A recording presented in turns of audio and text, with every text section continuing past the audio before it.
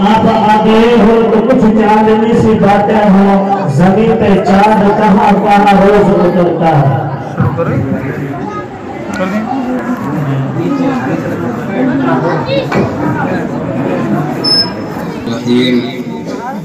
الحمد لله رب العالمين والصلاة والسلام على سيد الأنبياء والمرسلين وعلى آله وأصحابه أجمعين أما بعد فقد قال الله تبارك وتعالى في القرآن المجيد والفرقان الحميد أعوذ بالله من الشيطان الرجيم بسم الله الرحمن الرحيم قل هل يستوي الذين يعلمون والذين لا يعلمون إنما يتذكر أولو الألباب صدق الله العظيم فقد قال النبي صلى الله عليه وسلم إن الله يرفع بهذا الكتاب أقواما ويضع به آخرين أو كما قال عليه الصلاة والسلام۔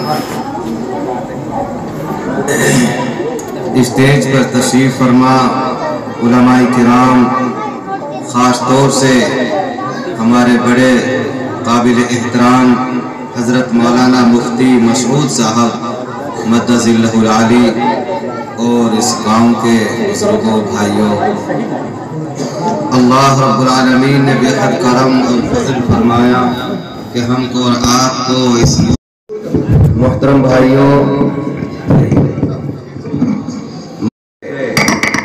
سفر کے بعد سے ہی بچوں کا اور بچیوں کا پروگرام سن رہے ہیں۔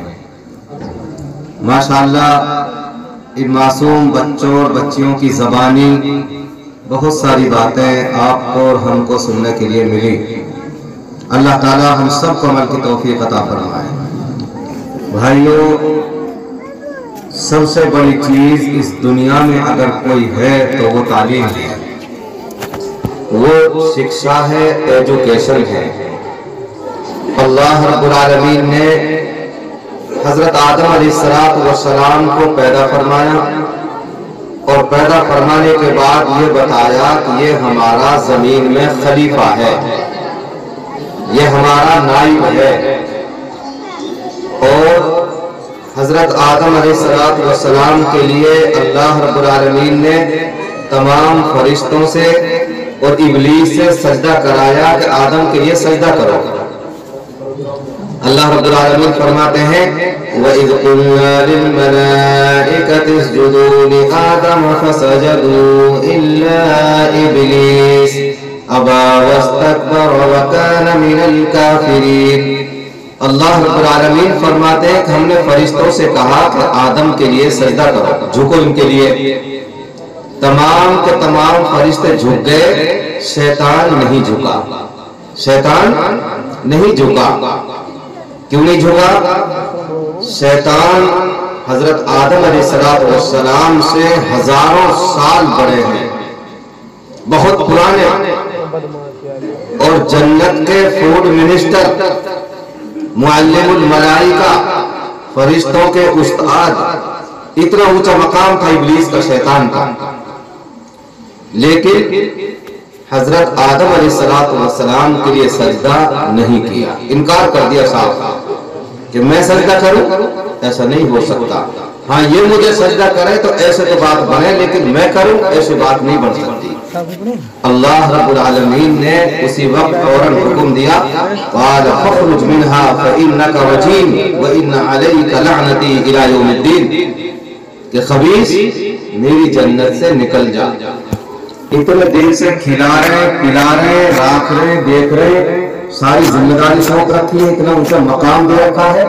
ہم نے اتنی سی بات کہی کہ آدم کے لیے سجدہ کرو، وہ اچھی نہ لگی تو جنت سے نکل جاؤ۔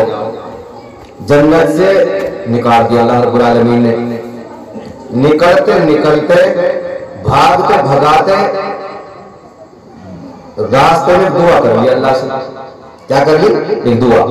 بھگتے بھگاتے نبی شیطان نے ایک دعا کر دی، اور یہ بھی کہتی ساتھ ساتھ اللہ ہو سکے تو اسے قبول کر لے۔ اللہ نے فرمایا جا قبول کر لی۔ اللہ پھر بھی اللہ ہی ہے، ارے اللہ پھر بھی اللہ ہی ہے۔ شیطان کی بھی سن لی، بھگتے بھگاتے کی بھی۔ کیا دعا مانگی؟ دعا مانگی کہ اللہ مجھے قیامت تک موت مت دینا، منہ مارے مت، جا تو میں ہوئی ہوں لیکن منہ مارے مت۔ اللہ نے سمجھا نہ مارسا قیامت تک تو زندہ رہا گا۔ اللہ نے شیطان کی دعا قبول فرمائی۔ بہرحال جو دادا آدم کے لیے سجدہ کرا ہے اللہ فرشتوں سے، ابلیس سے، اس کی وجہ کیا ہے؟ ریزن کیا ہے؟ اس کا ریزن صرف اور صرف وہ علم ہے، وہ شکشا ہے، وہ ایجوکیشن ہے، جس کا قرآن حکیم میں بڑی تفصیل سے تذکرہ ہے۔ فرشتوں نے بھی یہ اعتراض کیا کہ اللہ یہ آدم بنانے کی ضرورت کہاں ہے؟ ہم نے ہوتے رہے نحن نسبح بحمدک ونقدس لک، ہم پڑھیں گے سبحان اللہ تسبیح، ہم لیں گے آپ کا نام، ہم کریں گے آپ کی فرمانبرداری، آپ ذمہ داری لگاؤ۔ آدم کی کیا ضرورت تھی؟ اور پھر آدم بھی ایسا کہ اس کی اولاد زمین میں فتنہ فساد پھیلائے گی، ایک دوسرے کا خون بہائے گی، آپ ایسی مخلوق پیدا کرنا چاہتے ہیں؟ اللہ نے فرمایا انی اعلم ما لا تعلمون، زیادہ آگے بڑھنے کی ضرورت نہ، جو میں جانتا ہوں وہ تم نہیں جانتے۔ لوگ ہم نے بنا لگی جیسی کوئی بات، لوگ نہ لگی پر چلو بتاؤ یہ کہاں پیڑ ہے، یہ کہاں پیڑ ہے، یہ کیا چیز ہے، یہ کیا چیز، بتاؤ کہاں؟ اللہ نے فرشتوں سے نام پوچھے، بتائیے کیا چیز ہے، کیا نام ہے؟ انکار کر دیا، ہم کچھ پتہ نہ کہیں کو پیڑ ہے، اتنے دن سے رہ رہے ہیں دیکھ رہے ہیں لیکن ہمیں کچھ پتہ نہیں کہیں کو پیڑ ہے۔ پھر اللہ نے حضرت آدم علیہ السلام سے پوچھا وَعَلَّمَ آدَمَ الْأَسْمَاءَ كُلَّهَا ثُمَّ عَرَضَهُمْ عَلَى الْمَلَائِكَةِ فَقَالَ أَنبِئُونِي بِأَسْمَاءِ هَؤُلَاءِ إِن كُنتُمْ صَادِقِينَ۔ اللہ رب العالمین نے حضرت آدم علیہ السلام کو تمام چیزوں کے نام سکھا دیے۔ پھر فرشتوں سے کہا کہ تم بتاؤ اگر تم سچے ہو کہ آدم کو پیدا کرنے کی کوئی ضرورت نہیں تھی، ہم کافی تھے اللہ کرنے کے لیے، تو بتاؤ یہ نام بتاؤ کیا کیا نام ہے؟ انہوں نے صاف کہہ دیا کہ ہمیں کچھ پتہ نہیں ہے۔ اللہ نے آدم سے کہا آدم آپ بتاؤ۔ حضرت آدم علیہ السلام نے ایک ایک چیز کا نام فر بتاتے چلے گئے۔ یہ ہے علم۔ یہ کیا ہے بھائی؟ علم۔ اسی بنیاد پہ اللہ تعالیٰ نے اس حضرت انسان کو تمام مخلوقات پر فوقیت دی ہے، برتری دی ہے۔ اس کی بنیاد پر؟ علم کی بنیاد پر۔ علم کے معنی جاننا، اور جاننے کی ہوتی ہے دو قسمیں، ایک تو صحیح جان لینا، ایک غلط جان لینا۔ غلط بھی جانکاری ہو جاتی ہے اور صحیح تو ہے ہی صحیح۔ تو ایک آدمی نے یہ سنا کہ بھائی ہندوستان میں ایک سواری چلی ہے، دھیان سننا، ہندوستان میں ایک سواری چلی ہے، رنگ اس کا کالا ہوتا ہے، بہت نرمی کے ساتھ چلتی ہے، حلال بھی نہیں لگتی، رنگ اس کا کالا ہوتا ہے، منہ میں دھواں پھینکتی ہے، اور نام اس کا ریل ہے۔ اور نام کیا ہے اس کا؟ ریل۔ اتنی جانکاری کسی دیہاتی آدمی نے بس حاصل کر لی۔ ایک سواری ہے، آرام سے چلتی ہے، حرام نہیں لگتی، رنگ کالا ہوتا ہے، منہ میں کے دھواں پھینکتی ہے، اور نام اس کا ریل ہے۔ میں نے پوچھے بھائی کہاں ملے گی سواری؟ نقو ملے گی پلول۔ پلول میں اپنے جاوے نکلے، ہنجا ہوں ملے گی پلول۔ پہنچ گئے ریلوے اسٹیشن پہ، اب وہاں کو ریل پہ تو کچھ تھی نہیں، کسی سے پوچھا بھی نہیں، جا کے پلیٹ فارم پہ کھڑا ہو گیا۔ اب جو نشانی اس نے دماغ میں بٹھائی، رنگ کالا ہوتا ہے، نرمی سے چلتی ہے، منہ میں دھواں پھینکتی ہے، نام ریل ہے، اب وہ نشانی تلاش کرنے لگا جو سواری ملے۔ تو دیکھتے دیکھتے یہ بابو جی ٹی خود کالا کوٹ کالا پینٹ، نشانی مل گئی بھائی، کالی رنگ کالا ہوتا ہے، اور سگریٹ لگ رہی تھی، منہ میں دھواں بھی جا رہے ہیں، اور ریل کے انتظار میں پلیٹ فارم پہ آرام سے ٹہل بھی رہے۔ تو جو نشانی اس نے سنی، سیکھی، جانی، وہ بابو جی میں موجود۔ بابو جی اس کے برابر سے نکلے، دو تین بار چکر مارے، یہی سواری ہے، اور تو دیکھ رہا ہے کوئی سواری نہیں، برابر سے نکلے، آنکھ بچا کے خدا کے جھٹوا کڑی بیٹھ گئے۔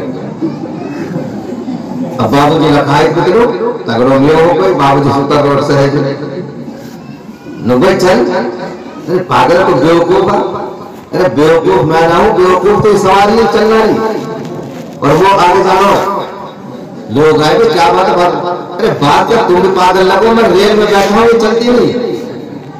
लोगों ने समझा इस बेचारे देहाती आदमी ने बाबूजी को ही रेल समझ लिया, उसे गोया पूरा इल्म और पूरी जानकारी हासिल नहीं हुई। तो मेरे अजीजों, जब तक पूरी जानकारी ना हो तो फिर आदमी को शर्मिंदगी और टोटा उठाना पड़ता है भाई। और उलमा लिखते हैं हमारे, यकमन इल्म रा बहमन अकल वाय, एक मन इल्म को इस्तेमाल करने के लिए 10 मन अकल चाहिए। कितने अकल चाहिए? 10 मन अकल चाहिए। एक मन इल्म है तो 10 मन अकल चाहिए इस्तेमाल करने के लिए। किसी गांव में एक मियाँ जी इमामत करते थे।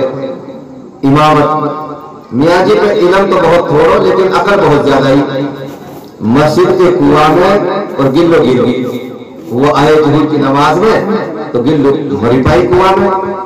उन्हें देखी कि यार मियाँ जी लोग, हाँ यार कुआं में तो गिल्लो गिर पड़ी है, अब कैसे रहेगी? लोग कैसे रहेगी भाई? मुंह तहकीक करके लाओ, मुंह के बल गिरी, पहुंच के बल गिरी। अब बेचारो इलम तो छोड़ो, लेकिन अकल तो ही हो भाई, ये तहकीक करके लाओ, मुंह के बल गिरी है, पहुंच के बल गिरी है। यार मियाँ जी ऐसे कौन बताया? बोले कैसे ना बताओ तो मैं मसलो कैसे बताऊंगा? तहकीक करके लाओ। जुहर में तो तोड़ा दिए, अरबा ने जुहर की नमाज के बाद में साइकिल उठाई और मार पड़ी मुफ्ती साहब से, पूछ लो मसलो। क्या मुफ्ती साहब ऐसे होगी? जा 40 डोल पानी निकलवा दियो, पहले बिल्लो निकलवाओ, फिर 40 डोल पानी निकलवा दियो, पाप हो जाएगा। असर से पहले पहुंच गो। नुकमिया जी कैसे रही थी? भाई तब लाए तहकीक करके मुंह के बल गिरे, पहुंच पर नुकमिया जी कोई नूर आकर हमने गिरती देखिए, भगती देखिए, पहुंच और मुंह जब बताओ नु तो ऐसे करो, 40 डोल पानी निकाल दो, पहले गिल्लो निकालो, 40 डोल पानी निकाल दो, पाप हो जाएगा। 2-4 आदमी ने कही नो कि यार मियाँ जी की बात है, कभी आना हो पहली बार जब मैं बिगाड़, तुम ऐसा करो 4 आदमी तब भी चलो मुफ्ती साहब के पे। झट बोल 4 आदमी भाई मुफ्ती साहब फिर आगे।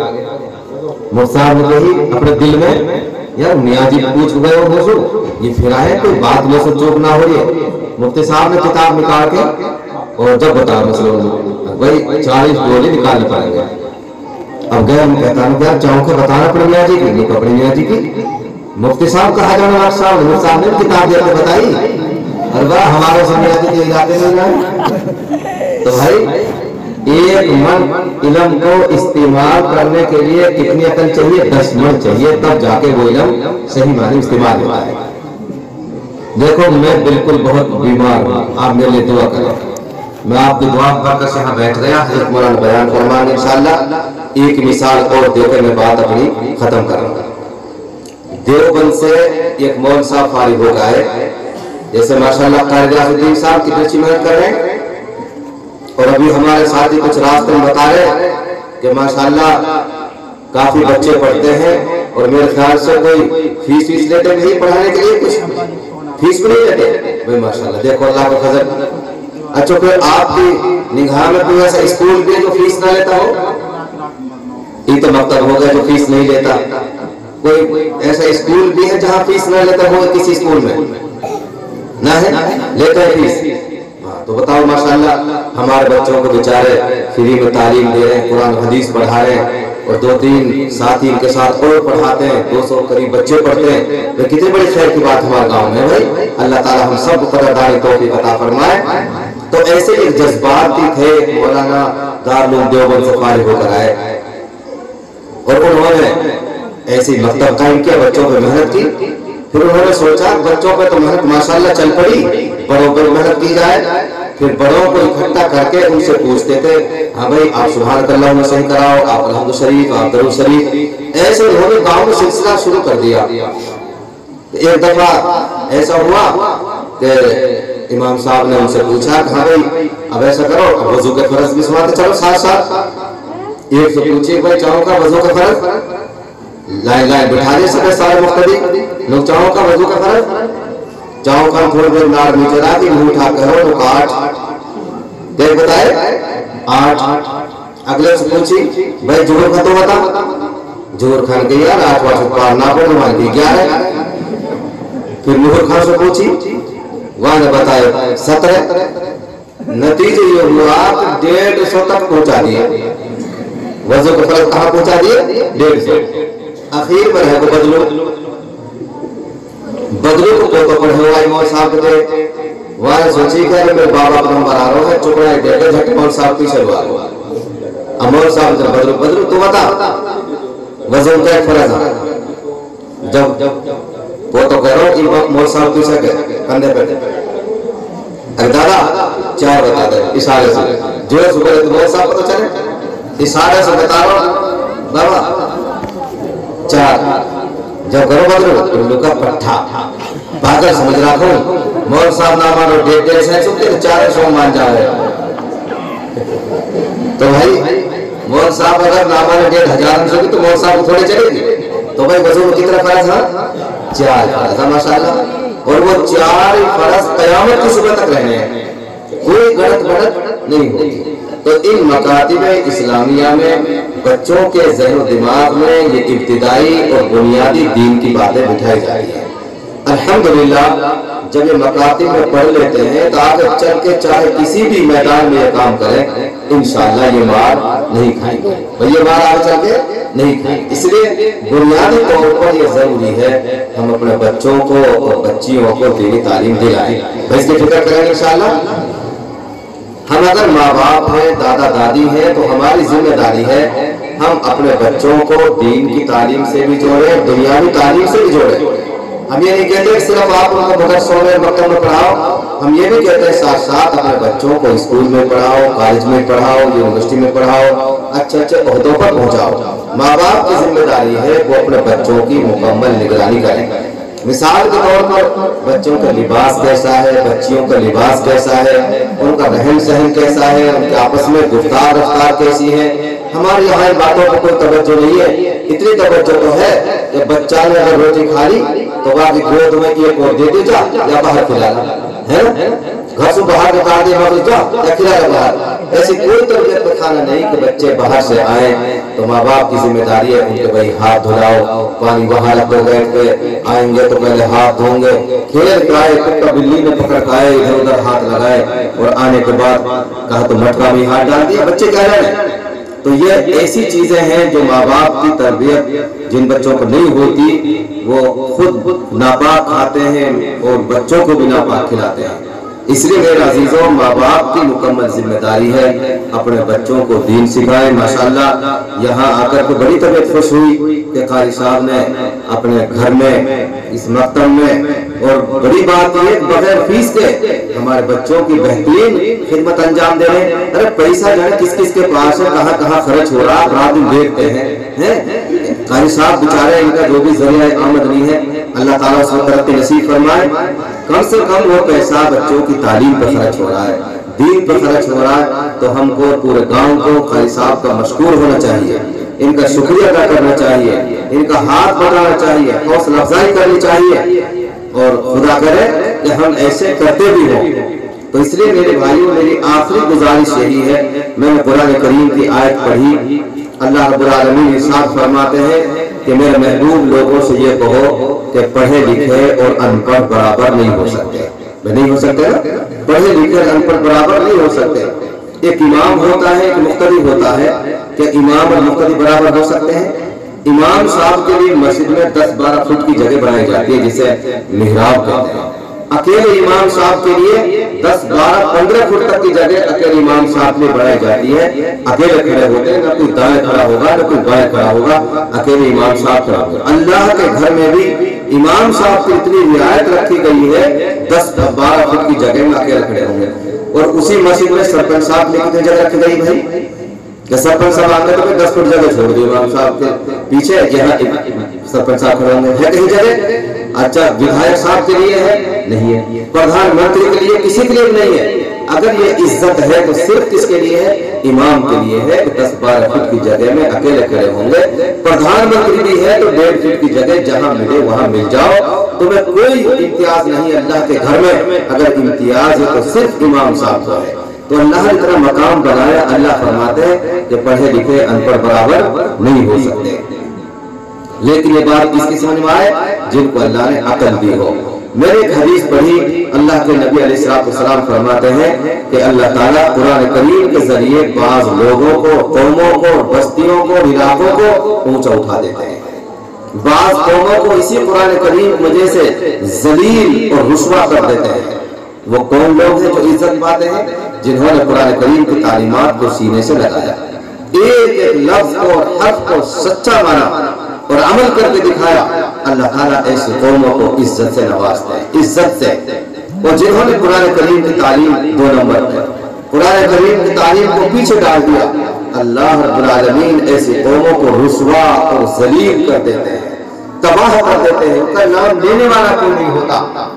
چودھری صاحب پہلوان کی مانوی ہستی ابو جہل اور یہ غلام حضرت بلال حبشی رضی اللہ تعالیٰ عنہ جو کئی دفعہ بکے بچائے اور پھر آزاد کر دیے گئے۔ بلال حبشی کالے کلوٹے، چپٹی نار، چھوٹی چھوٹی پیلی پیلی آنکھیں، چوڑے چوڑے بیگڑے پیلے پیلے دانت، ہونٹ کالے سیاہ اور پلٹے ہوئے اور بال کیڑے کیڑے بال، تو ایسے بدصورت آدمی اور نیچے درجے کا، جس کو سماج میں نیچے درجے کا سمجھا جایا کرتا تھا، جب محمد رسول اللہ کے غلام بنے، قرآن کریم کی تعلیمات پر عمل کیا، اللہ نے کتنا اونچا مقام بنا دیا۔ بتاؤ بھائی، بلال حبشی آنکھ نہ کھلی ایک دن بلال حبشی کی فجر میں، اللہ نے دن نہ نکالو، دن رک جا، ابھی میرے بلال سو رہا۔ کتنی بڑی بات ہے یہ، کیا بات ہے؟ یہ اس لیے کہ قرآن کی تعلیم کو سینے سے لگایا بلال نے۔ اور ابو جہل جو چودھری بھی تھا، جس کو اللہ کے نبی نے جھولی پھیلائی کہ اللہ یا تو عمر مسلمان بن جائے یا ابو جہل بن جائے، ان میں سے کوئی صورت بن جائے۔ حضرت عمر اللہ نے قبول فرما لیا، ابو جہل قبول۔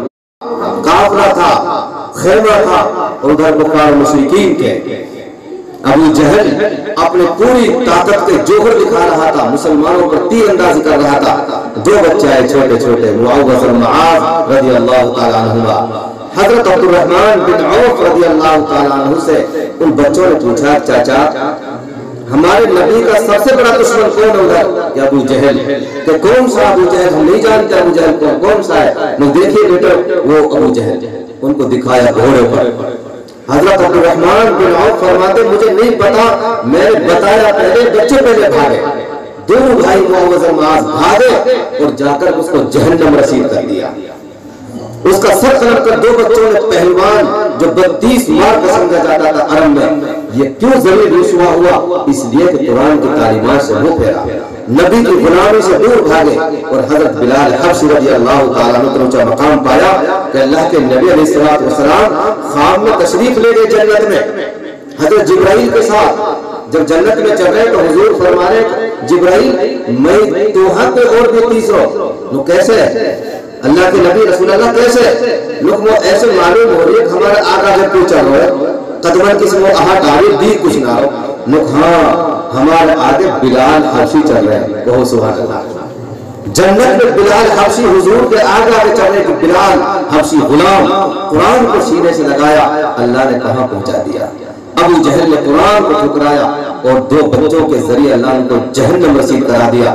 اور جب مرتے مرتے کیا کہہ کر گیا، مرتے مرتے ہائے افسوس، ہائے میری پہلوانی آج کام نہیں آئی، میری ناک میری چودھرات کام نہیں آئی، کاش مجھے ابو بکر مارتے، مجھے عمر مارتے، مجھے بڑے بڑے صحابہ کا ایک جب میں غفیر مجھے مارتا، جب میں مارا جاتا، افسوس میری موت پر، میرے جیسے ذلیل اور ذلت موت کس کی؟